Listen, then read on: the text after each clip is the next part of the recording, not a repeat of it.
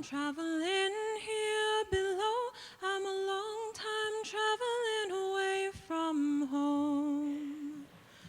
I'm a long time traveling here below to lay this body down. I fall asleep on top of a mass grave in a neighborhood named Cheeseman Park. It is one of Denver's whitest. They still sometimes find bones. The land was stolen from the Arapaho Nation in 1858 and opened as a cemetery that same year. The influential citizens of Denver were most often buried elsewhere, leaving the graveyard to the poor, criminal, and diseased. In 1907, city planners felt turning the cemetery into a park would provide an amenity for new residents. Welcome to Denver, where we still sometimes find bones. The city paid the E.P. McGovern Undertaking Company $1.90 for each body its gravediggers removed.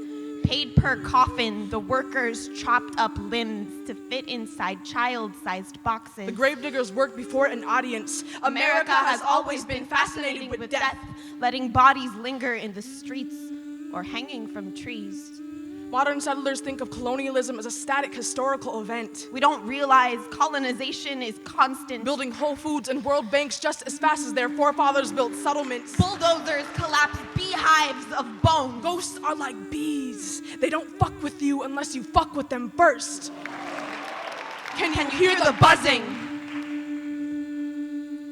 This is a particular flavor of white denial. The refusal to see ghosts. The indigenous peoples killed so we can stand on this stage. Denver, the Arapaho. Atlanta, the Creek. They are crawling down Wall Street, once a burial ground for enslaved Africans. I don't care if you don't believe in ghosts. They believe in you. They live beside and inside of us. You are accountable to every person whose death you benefit from. Everyone you have killed with your presence. Silence. Consent. What is America but one mass grave?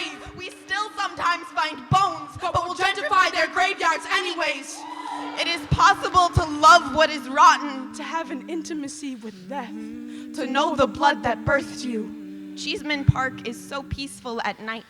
Her sloped back is home to old evergreens and a cold white gazebo. Most of the people buried there were of Chinese and Jewish descent. Orthodox Jews believe the body must be whole in order to enter the afterlife. What would they think of their dismemberment? In Chinese Buddhist tradition, family members burn cash so their beloved will have currency in the afterlife.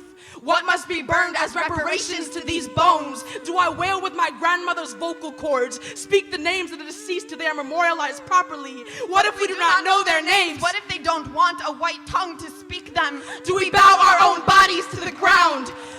We are hosting a second trail of tears for your presidents and conquistadors. We are holding a seance for the cultures they crucified. We are calling upon our ancestors. This is a never-ending wake. This is a haunting. This is a conversation. Listen.